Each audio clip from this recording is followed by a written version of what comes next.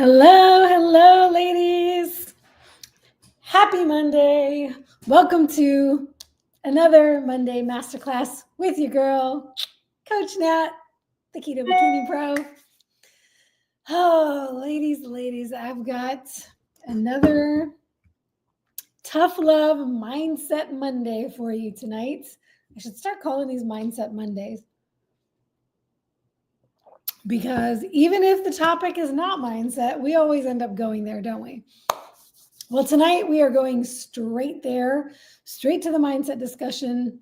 And in true Coach Nat fashion, it's going to be a little tough love tonight. So get ready. Put your seatbelts on, as I like to say, buckle up, buttercup. There was a masterclass by that name in the last year or so. And I don't remember how long ago it's been since I did the Own Your-ish masterclass, but I was reminded of it the other day. This topic tonight, face it till you make it, own up to your failures to become a winner, was inspired by the Grace and Grind Challenge and the fact that I am participating in the Grace and Grind Challenge with you, not just leading it, but participating, showing up daily and doing daily check-ins inside the Facebook group. So the first day of the challenge, as I was reflecting over my commitments and making my plan to make sure that I could execute them, and really kind of thinking about what did I want my commitments to be? What felt scary? What felt like a little too much for me right now? What felt like a good fit, like challenging enough, but also not unrealistic, right? There's this little like twinge of, I don't know if I can do that, right? There's like a fear there. There's a little, yikes, what if I fail, right? And that is a concept I hear and a challenge and a struggle that most people face. We'll just say everyone faces it when you encounter or embark on a journey where there will be challenges. So any kind of goal, anything in life, not just health and fitness, but any kind of goal, any kind of achievement, any kind of self-improvement, anything you set out to do that is not something you're already doing, it creates this like resistance is what it is. It's this inner resistance because there's this fear there. There's something there. There's this, what if I fail? Usually is that root there when we're getting into why am I having this resistance? Why do I keep not doing the thing that I said I was going to do? There is this fear of failure, right? A lot of the time there's just fear of failure. So unfortunately, what happens a lot of the time, especially something I see as a coach, because people tend to sign up for coaching and then see you as the coach as this authority. Like I'm there to give them a grade. Like doing a check-in with coaching, whether it's group coaching or private coaching, there is this fear of checking in when you're not showing up for your plan. Let's say you're not executing your plan, you're not crushing it or killing it or doing great, you're struggling. When you're struggling, there's a fear of showing up in that moment. Showing up and doing a check-in, reporting on the failures.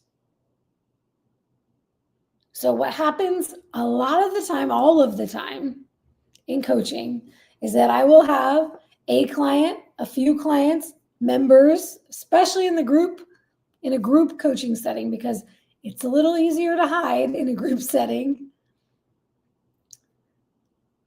In a one-on-one setting, it's a little bit harder because I'm going to come find you. And this is why it's one of the many reasons that private coaching is a premium investment, because you're putting more money on the line to say, hey, when I'm hiding, come find me. But a lot of the time, either way, whether you are investing a lot financially or a little bit financially or nothing financially, if you have an accountability buddy or you have a gym membership or you have a coach or a trainer or a boss, let's be real. At work, something doesn't go well, and it's your fault. Are you running into your boss's office to tell them right away, I made this mistake and I screwed this up and this is happening and that's happening? Usually, no, there's a hesitation there to go to the boss and tell them what happened. Even if you need the boss's help to solve the problem, you're usually not quick to go and fall on your sword. So tonight is about falling on your sword. It is about owning it. What does it look like to own it? And by own it, I mean owning up to the bad and the ugly as well as the good, the failures. Something I've said before, it's been a long time. I don't remember when I last addressed this, so I definitely want to say it again. Having failures does not make you a failure. Having failings, you can consider them failings. I had some failings. I failed at this thing. I failed to execute the plan. I failed does not mean I am a failure. So tonight we're going to talk about how do you separate those things? How can you learn to give yourself grace without letting yourself off the hook? The grace and the grind. Grace does not mean I'm hiding, I'm allowing this behavior to persist. That is not grace. That is justification and excuses.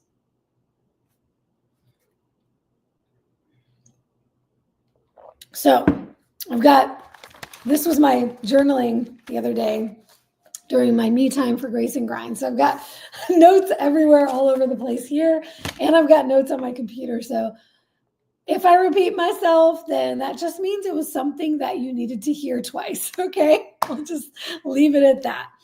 All right, so let's start here. I'm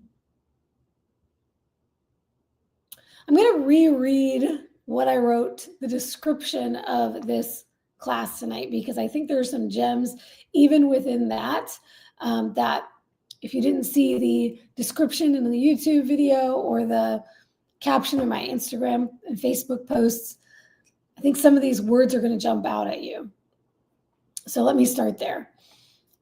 And what I'm going to do after this masterclass, there were a couple of videos that really stuck out at me. I was trying to remember the term extreme ownership because what kept popping into my mind was radical responsibility. And I thought, I think that was a book. So I searched it, I Googled it, and it was indeed. There's a book by the name of Radical Responsibility by, do I still have it up? Do I still have the author's name? Yes. By Fleet Maull. Fleetmaull. Fleet Maull. He's a PhD.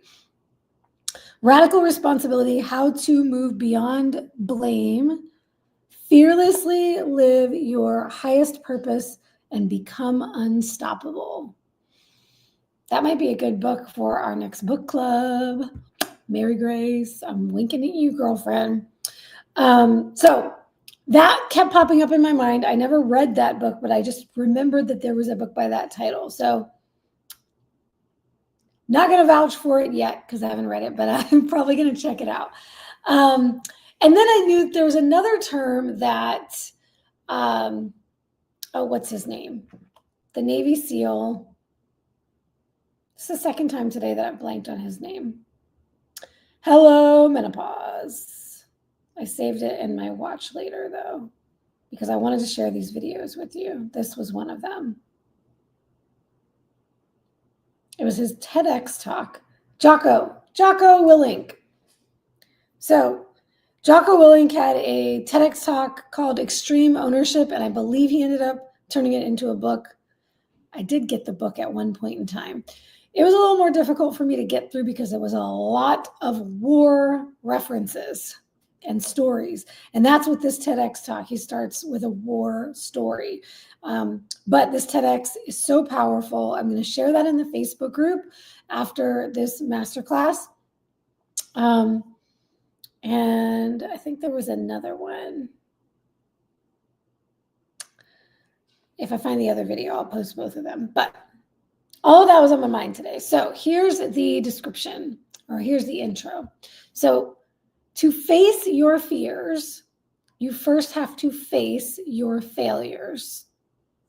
Winners don't run from their fears. They run towards them. They don't quit when the going gets tough. They move forward through it. They don't make excuses and justifications for their failures and missteps. They own it all.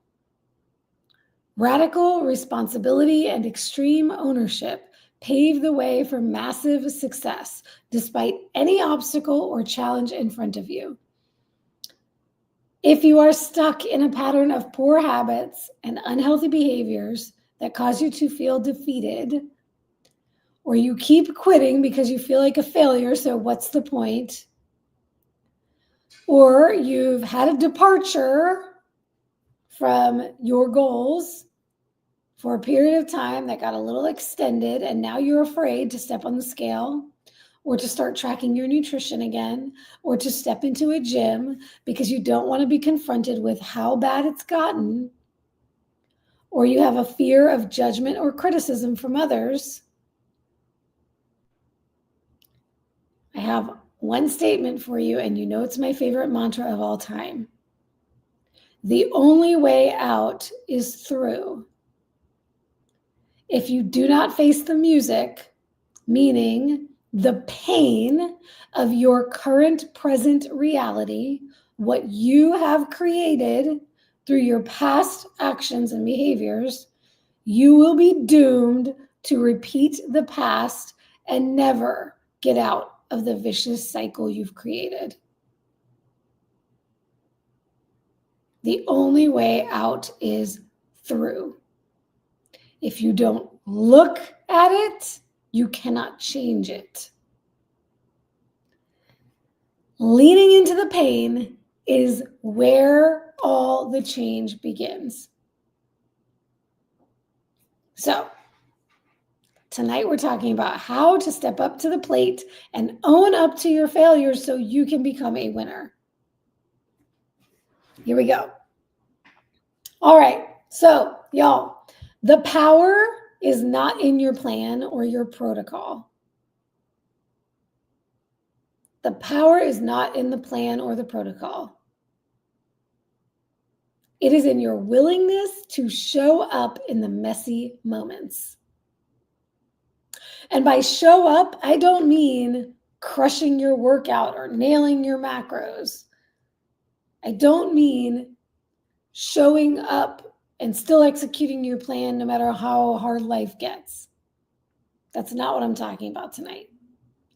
I'm not talking about white knuckling. I'm not talking about willpower. I'm talking about, are you willing to show your face when you're not doing the work? Because that is where it all lands. That is where it all lies. That is the key. Are you willing to fall on your sword when you mess up?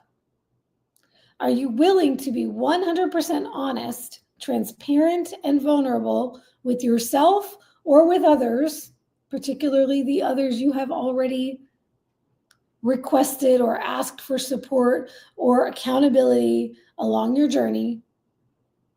And if you're coaching with me or you're in the academy, that would be the academy, that would be me, that would be Coach Mary Grace, that would be your KBB sisters.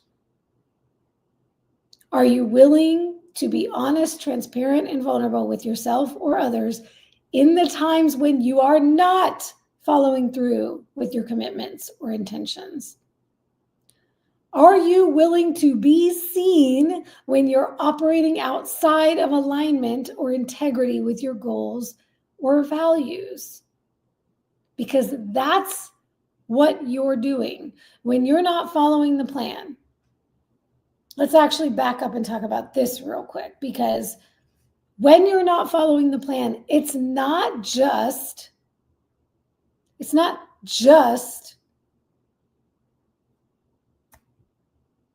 extra carbs.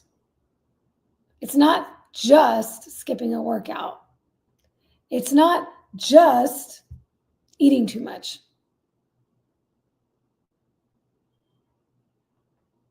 It is you operating outside of alignment without integrity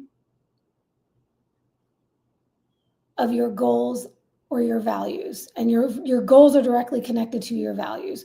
Why would we set goals that are not connected to our values?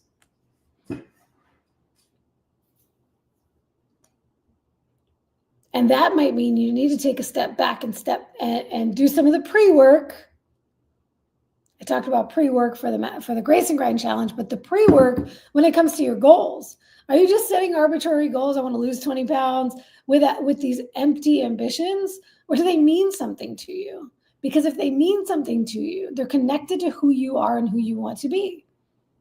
And when we act outside of that, out of alignment with who we want to be, yeah, that stings. That hurts. We are embarrassed. We do feel shame because we're not operating the way we want to operate in this world. We're not showing up as who we are, who we want to be.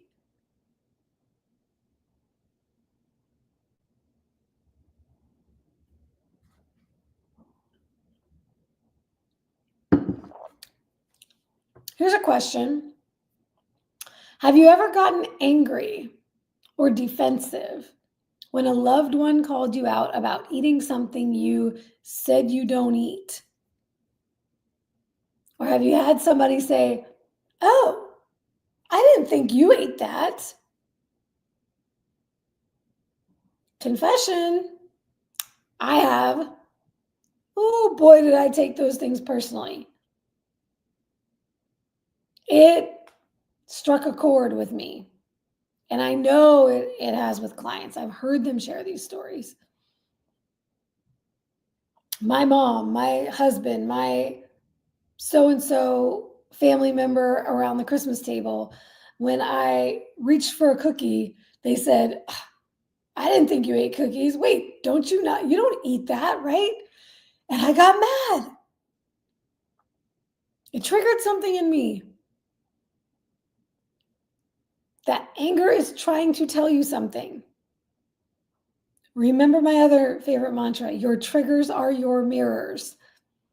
There is something there that you need to acknowledge. And that emotion that's coming up, that's making you emotional, whether you're angry or defensive or sad or it makes you cry, when you're feeling some kind of way, there's something there that you need to acknowledge.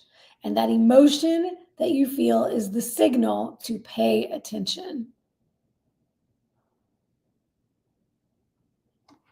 Here's an example. Ashmel says, "I called my husband a keto fraud and he called me a carnivore fraud when I ate some bread."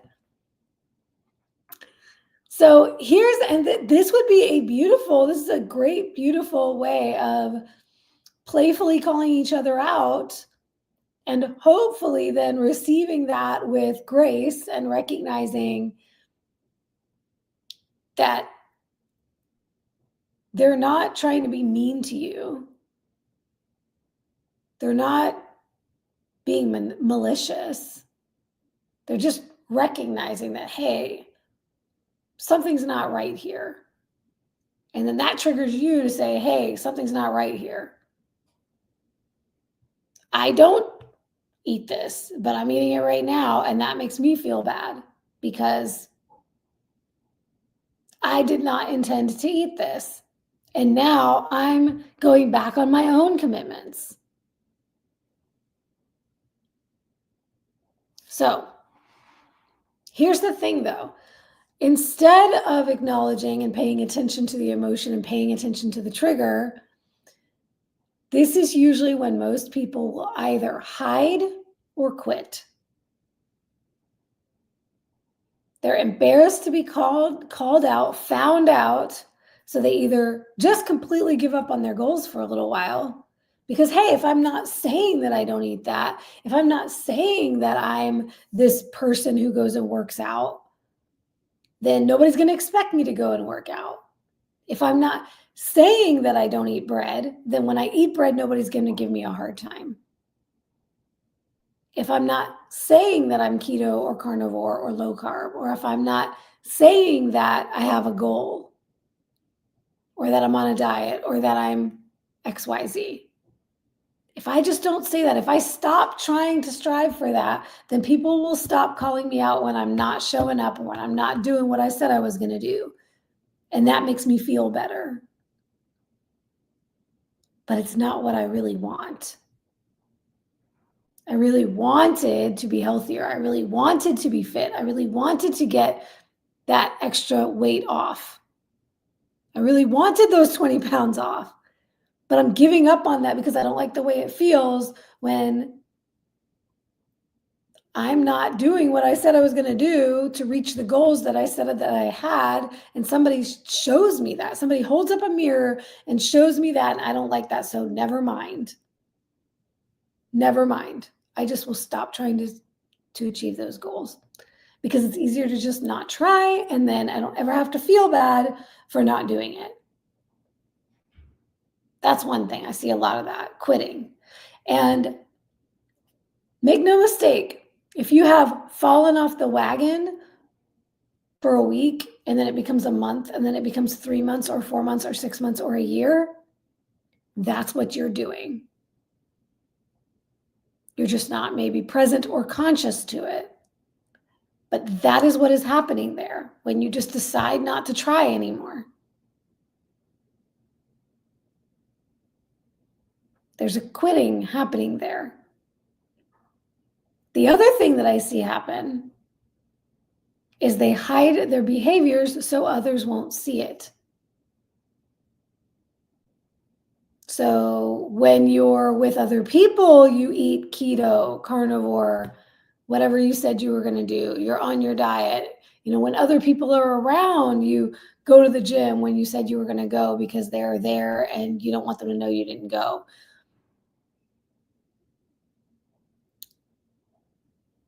But what happens? Secret eating in the car, going to the grocery store, eating in the car before you get home, throwing the wrappers away. Been there, done that, got the t-shirt. Never going back there again. I will eat in my car. Oh, I ate in my car today, but it was salmon bites and they were delicious. But no more of that, buying candy bars and crap and hiding them in the car. And then, no. Because that's living outside of integrity. Who are you doing this for? Are you doing it for them? Are they living in your body? Are they dealing with all the things that you're dealing with that you don't want to have in your life anymore? The aches and the pains and the difficulty moving the way you want to move.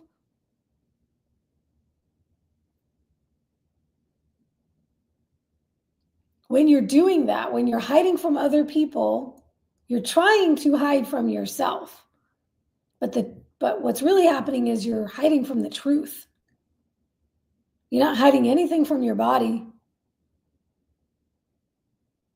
Your body is receiving all that you're doing, and you can't hide from it. You're just mentally blocking it because you don't want to be held accountable, because you don't like that yucky feeling of being called out. And unfortunately, what happens is it takes a wake-up call in the form of a negative consequence to make you snap out of it. Let me ask you this. How much damage has been done by then? The 1 month, the 3 month, the 6 month, the 1 year. If you're just starting out on your journey, maybe it's been 20 years or 30 years and you never addressed it. So let's end the cycle. Let's dig out of this debt we created, because that's all it is. Think about it. I've used this analogy before. We've created a health, fitness, wellness debt that we now have to work down the interest before we can even get to the principal to pay it down. And it's going to take us a lot longer. So before I even dive into these notes I have here and the practical steps I want to give you, the first step and the most important step in this process is looking at what you don't want to happen in your life. The things that if you do not change, if you do not take action, what is going to happen in your life a year from now, 5 years from now, 10 years from now, if you even have that long? You have to face the pain of remaining the same and what that will feel like.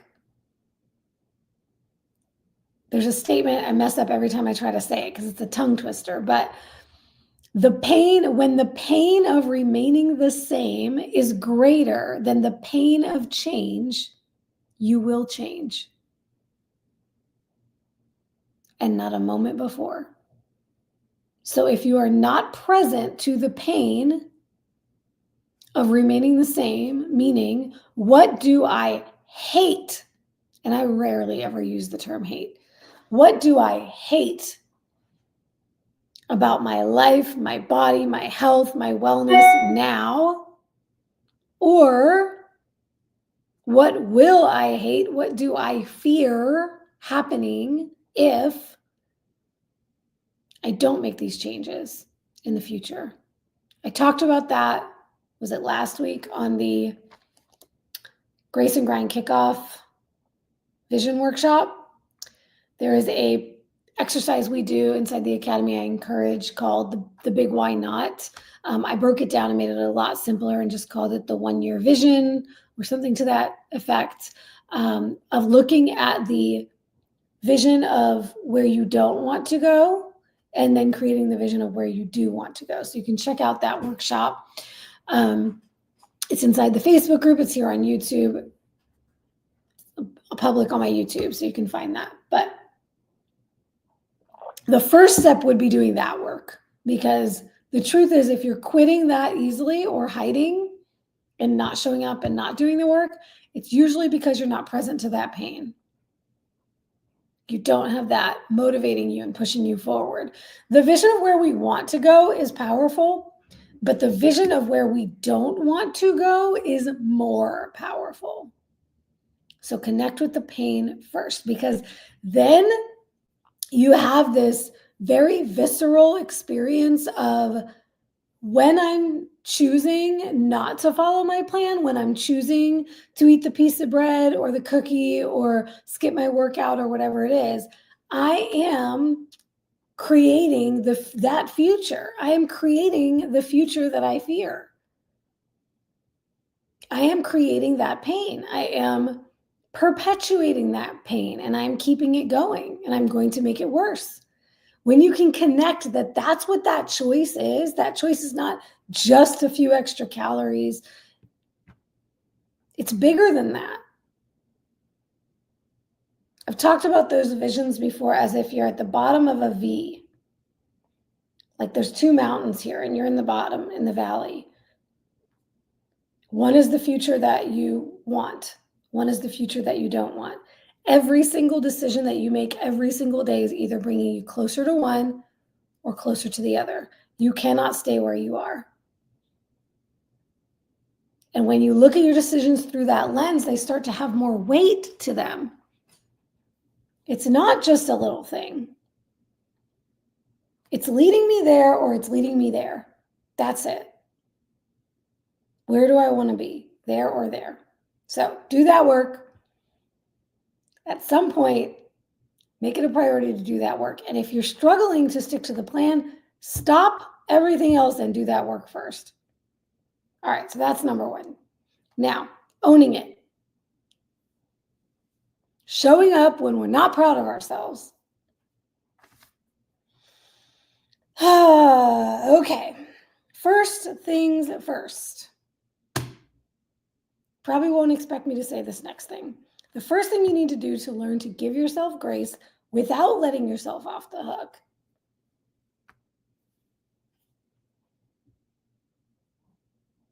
is to acknowledge what you did well.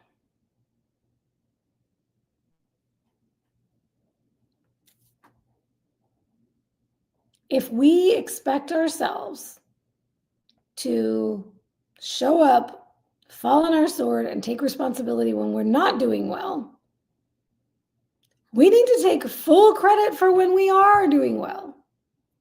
And a lot of my ladies don't do that either.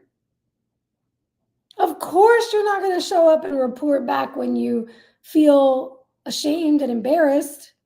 If you're not even willing to show up and call yourself out on the good things you're doing, the wins.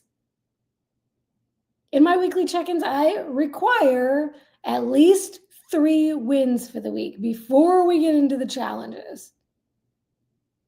Because you have to look, we're talking about winners, right? If we want to be a winner, my whole focus this year is CEO energy.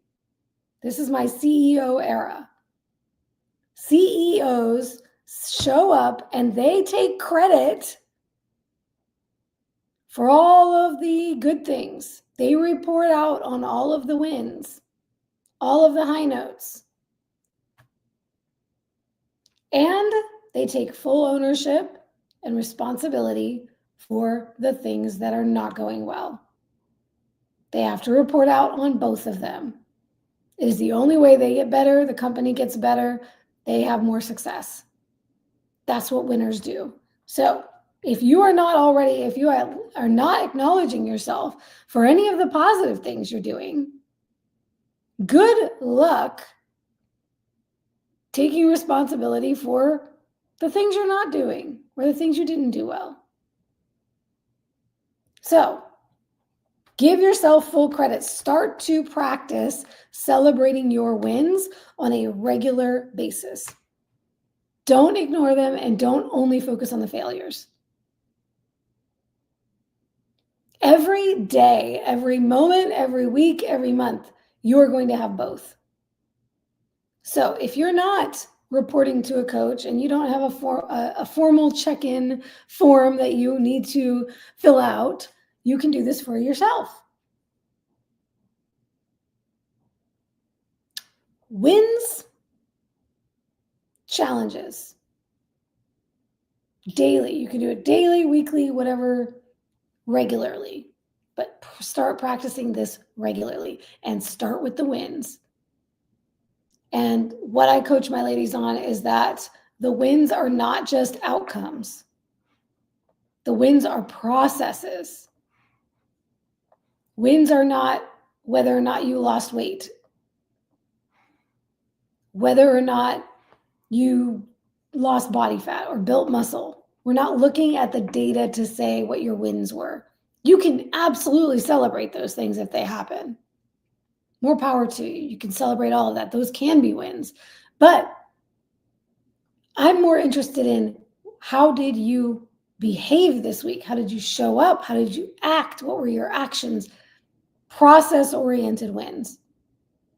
Acknowledge yourself for something. Okay. Start there. Now, the next step. What we're not going to do is magnify and ruminate on the failures until we just work ourselves into a more and more of a downward spiral of shame and guilt and depression. We're not going to do that. That is not what owning it is. We're not wallowing in it, but we need to start acknowledging it on a regular basis. So that you're not like, oh, I'm motivated, let me go join a program or work with a coach and I'm going to crush it. It's going to be great. I'm going to set all these goals, and you feel good because you put money down, and you feel good because you set a goal. And then, oops, now I had a misstep. I'll just never log in again. Because it feels too big, because you haven't practiced doing it yet. So practice it when it's not you having to go to the coach that you paid hundreds or thousands of dollars to work with to now tell them that you didn't do what they asked you to do. Practice it when it's just you. Practice it in your daily life. You can even practice it with something that doesn't hold as much weight to you as this big thing that for you might be starting a workout program or starting the keto diet. And maybe there's a lot of emotion around that, and it would be too much for you to start practicing this directly with your health and fitness goals yet. I think you should, but let's say you have a small thing you could try practicing this with first.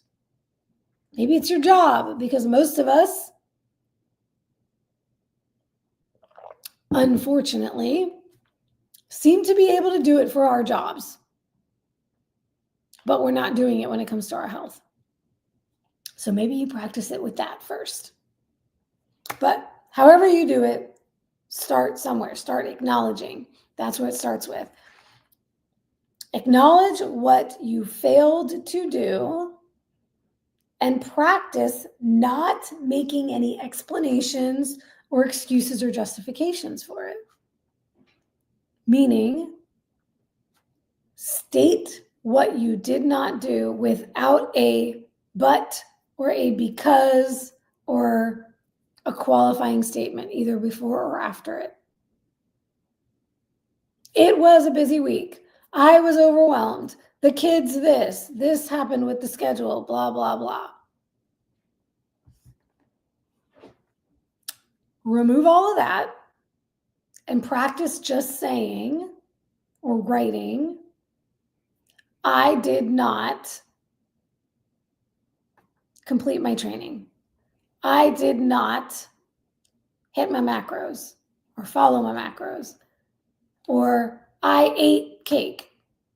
Whatever it is, making the statement without any further detail or justification. That is your practice, because by doing that, you're practicing simply owning it.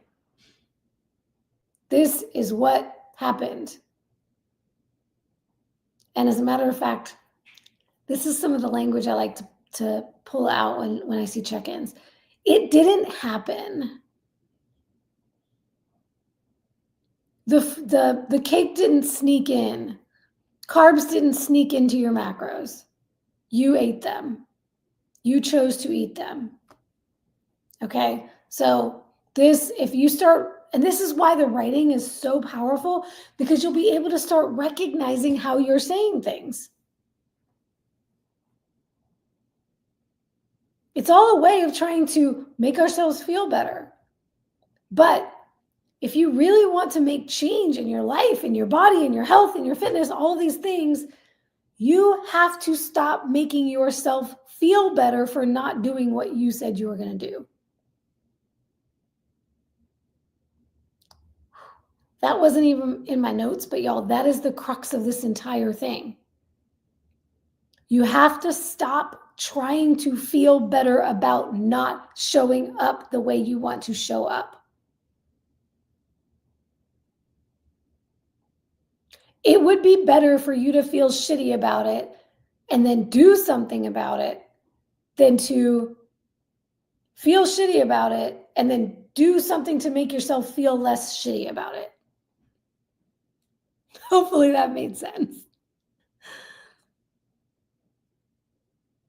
If you're embarrassed or ashamed or you feel shitty about eating some junk you shouldn't have eaten or not getting your workout done or whatever it is, instead of finding a way to make yourself feel better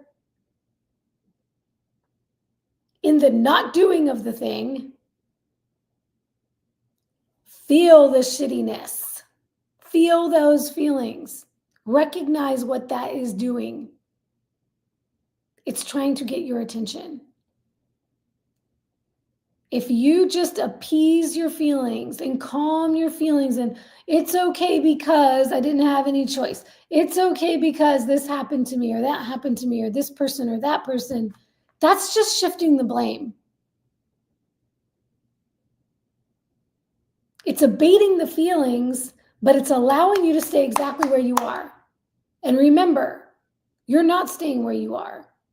You're either climbing the mountain toward the future you want, or you're climbing the mountain toward the future you don't want. There is no staying the same.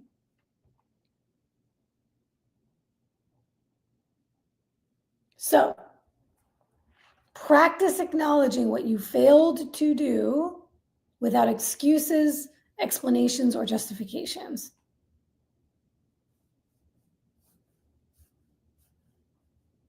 And feel the feelings that come up. When you reflect on your failures, recognize that they don't make you a failure.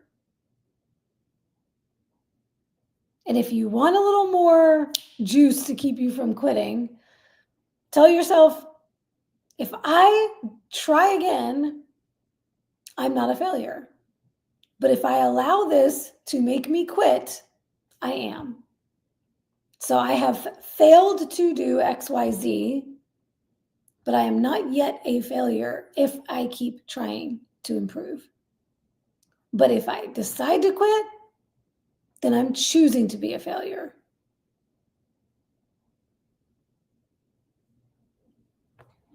So here's where the postmortem comes in, or the after action report, as my military friends have told me.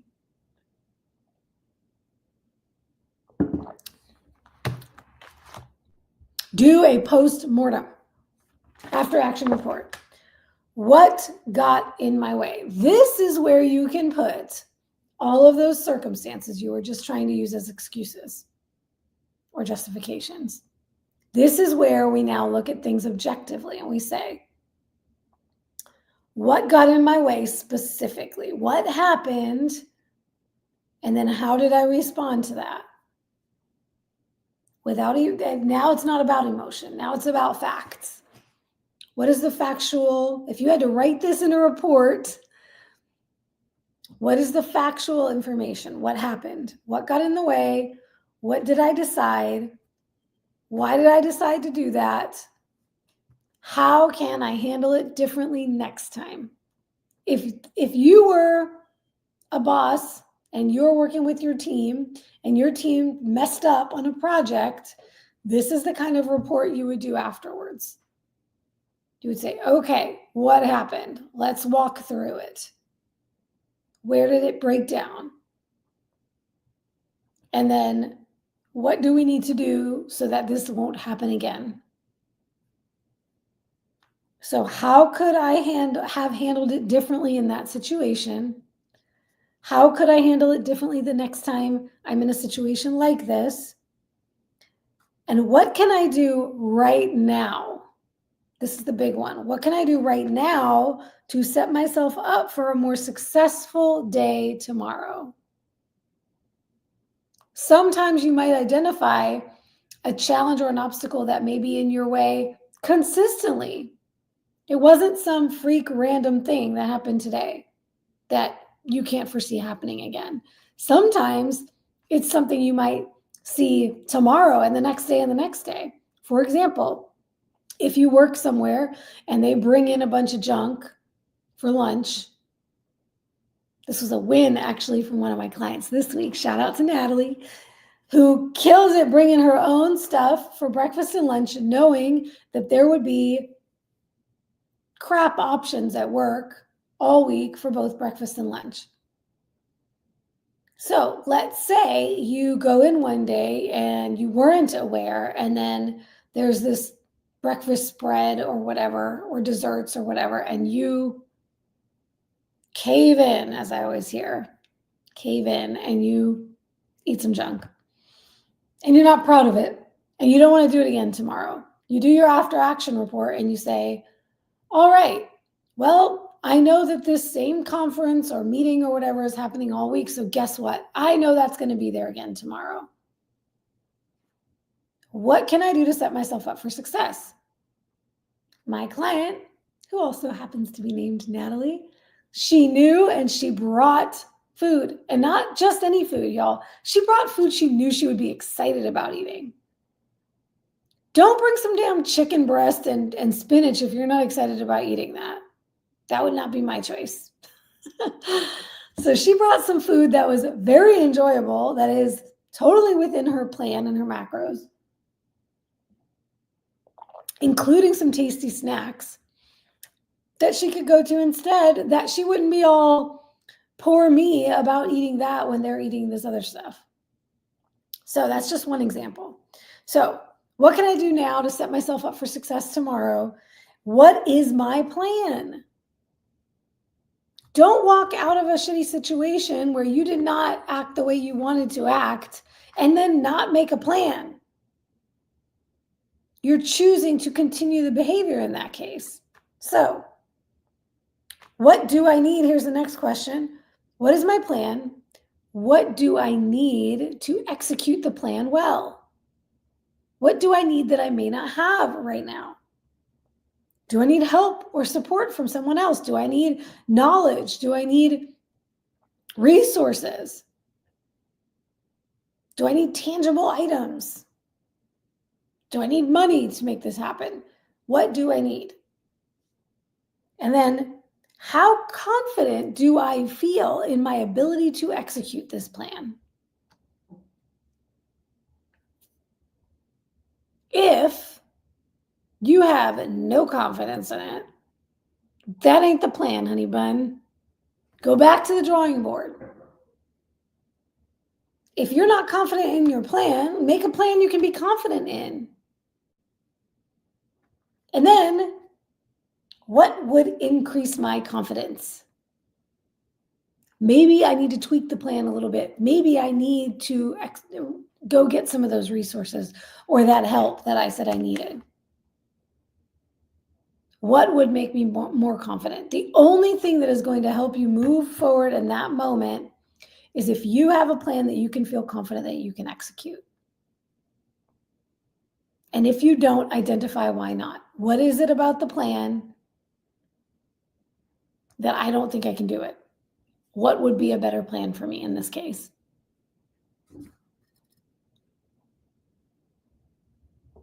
And you need to do this every single time you have a misstep. Every time. I always use the analogy of children because it's such a good analogy. If your child does something wrong, you can choose to let it go, or you have to have a conversation with them. You have to teach them right from wrong. Usually there has to be consequences. They're not going to like it. They're going to squirm. They're going to get really quiet. They're going to want to hide. But you are raising humans who will become adults. So 9 times out of 10, hopefully you're not letting it go. Because eventually they're going to grow up to be an asshole and to do hurtful, mean things to other people because maybe you didn't teach them that's not right and that they need to acknowledge that they're not right and that they need to learn that and they need to do better next time. So don't do that with yourself. Don't let yourself go. Don't let it go. Don't let yourself off the hook every time you mess up. Make yourself report to someone. And that someone is either you or a coach or a friend or a partner. Own up. Own it.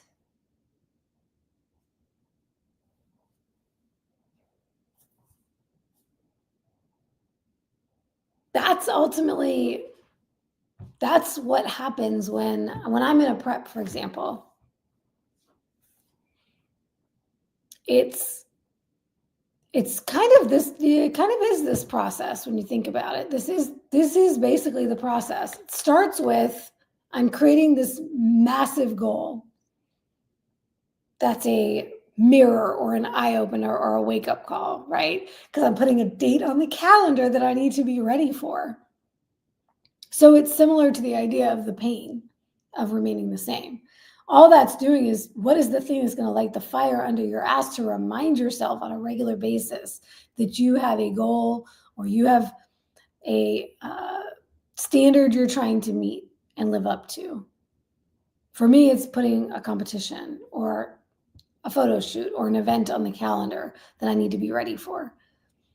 Now it's staring at me in the face and I have a countdown and I'm counting down, right? Coach Mary Grace and I are going to be on the Arnold stage in less than 6 weeks now. Or is it 7? Did I get that wrong? I think it's 6. Oh, it's 7. Less than 7. It'll be 6 weeks out this coming week, next weekend. So everything has more weight when you put that vision of where you're going and where you're coming from or where you don't want to be, the two different futures. It now holds more weight, so it's in your face. If I'm now on a prep and I have a coach and now I'm checking in with my coach, every week I know I got to send those pictures. Every week I know I got to send the measurements or the report about the week and the macros and all of that, right? So now I know somebody else is going to be seeing it. If I just don't track or I just don't take the pictures or I don't check in because I messed up, guess what's going to happen? I'm going to keep messing up and messing up and messing up because there's no accountability. There's no consequences. That's what happens when you hide. Take away the consequences. You take away the shitty feelings of having to fall on your sword. And all you're doing is reinforcing the bad behavior. And it will continue and it will grow and it will get worse. Until, once again, you find yourself at that rock bottom moment, that eye-opening wake-up call, and how much more damage is going to be done every time you do that. I've given you all the example of my taxes. What happens when you hide? Thousands more dollars going to Uncle Sam than I wanted to. If I just owned up earlier, I really could have done something with that money, y'all. I mean, really. Whew, it's painful. That's what I'm talking about. The pain. I was not present to the pain that I would be creating for future me. So think about future you. Do a little exercise. Connect with future you. Because whatever you're doing today is either going to be benefiting her or it's going to be taking away or stealing from her. Feed future you. Feed that bank account. Get that compounding interest. And it starts with showing up. Showing up when you're not showing up. All right, y'all. There's some comments in here about some things that have resonated with y'all. Any questions?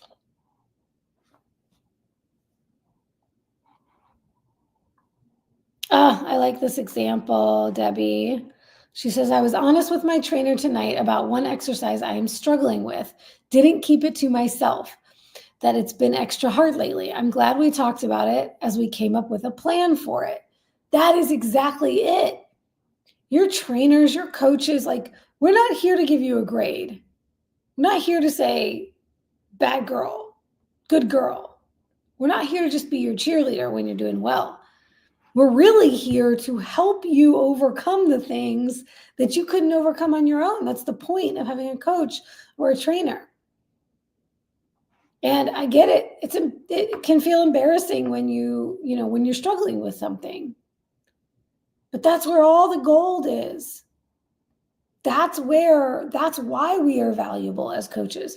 We have expertise and experience so that we can help you with these things. If you do not bring those to us, honestly, what's the point of coaching? You just want us to clap when you do well, but you're not getting any of the benefit, any of the value if you don't allow us to help you. That's what we're here for. So that's awesome. Debbie, I love that. Y'all, when we can just overcome this ego, that's what it is. It's the ego getting in the way. Push that MFR to the side because it's just trying to stop you, keep you safe, keep you comfortable, which means keep you in the familiar, which means keep you exactly where you are.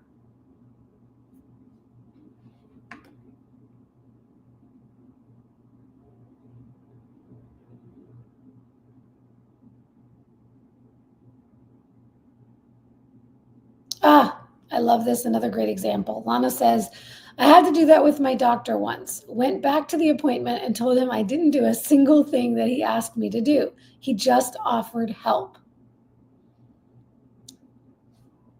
Here's a great little exercise you could do when you're feeling the fear of, owning up to whoever it might be. Ask yourself, what's the worst that could happen? What am I afraid of? What am I afraid that they will do or say?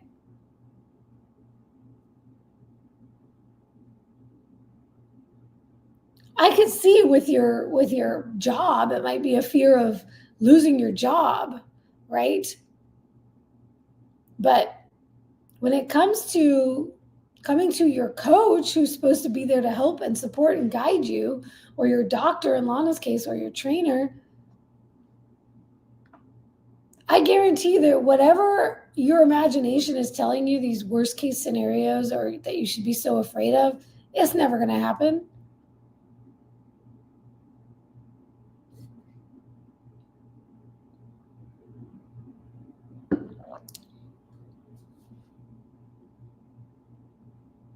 It's just making up stories to keep you stuck.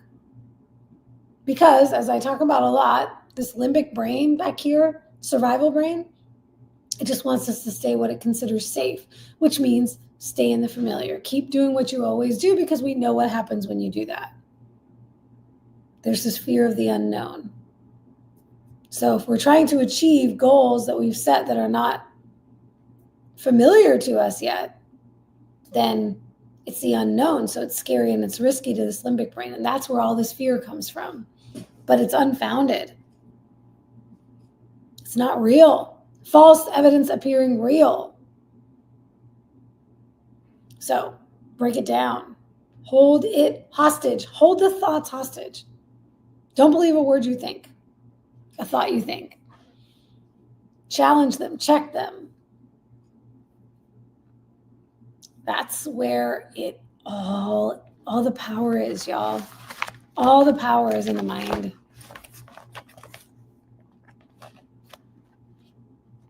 And ultimately, say to yourself, look, that thing, that brain back there, that emotional brain, it can't move my hands and feet. I'm in control of that. So it can scream all at once, it can bitch and complain, it can come up with all kinds of excuses, but it cannot make me move or not move. It cannot make me put the thing in my mouth. It cannot make me sit my butt on the couch instead of going to the gym. So thank you. You are dismissed. And with that, thank you. You are dismissed. We're right at an hour, so I'm going to wrap it up. Oh, I love it. Another great example from Debbie about the planning part, right? She said, I did the why was my eating way under today on Saturday when I was at my son's house and decided to make the extra effort to plan and get things together for the next day. Right? Which that cannot happen if you're like, oh man, well, if number one, you kind of know you're off, but you decide not to track because you'd rather not know, right? You kind of choose to stay in ignorance. Or if you do track it and you're like, oh wow, I'm way under, you could either be like, oh well, I'll do better tomorrow. That is just a wish and a dream if you don't have a plan behind it. So I love that. She said she caught that and said, no, you know what? If I want to do better tomorrow, I have to plan for it. It's not going to happen by chance. There's a cool concept, this future you concept. Funny enough, this was my personal development today. For the Grace and Grind Challenge, I'm focusing on my Girls Gone Strong menopause certification. So I just finished chapter 8. And one of the things it talked about in there was the future you concept and how we have this concept of this future us that is more capable, more energetic, more productive, more yada, yada, yada. So we put all these things on future us. Future Natalie is going to crush it. She's going to do all these things. I'll leave it all for her to do. But then tomorrow, future Natalie wakes up and she's just as tired, or she's just as challenged, or she's just as stressed, or whatever it might be that we were dealing with today. Future us is the same person, and we just put more and more on their plate because we didn't want to deal with it. So planning today, making a plan today sets up future you for success tomorrow. So notice if you're checking, if you can catch yourself expecting super you to be superwoman and say, okay, wait a minute. What if future me is the exact same me as today? And I'm struggling today. What can I do to help her? To set her up for success so she doesn't have to be superwoman.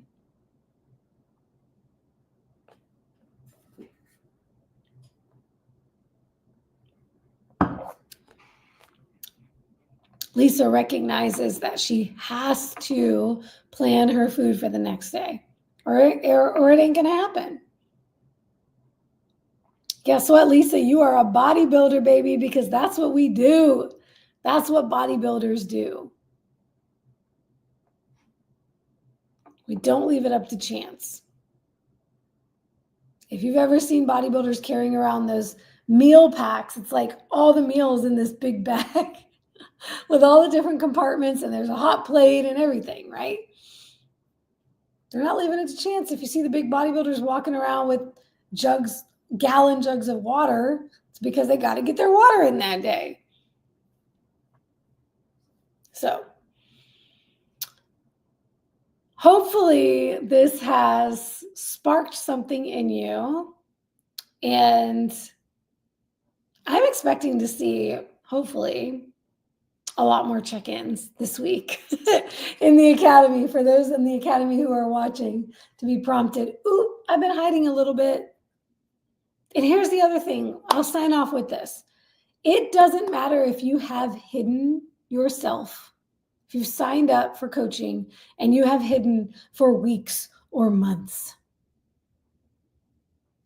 that first day you come back, you do a check-in, or you even just post in a forum, or if you're not getting coaching, if you're not in the Academy, you're in the Facebook group and you just post in the Facebook group and ask a question or tell us you're struggling.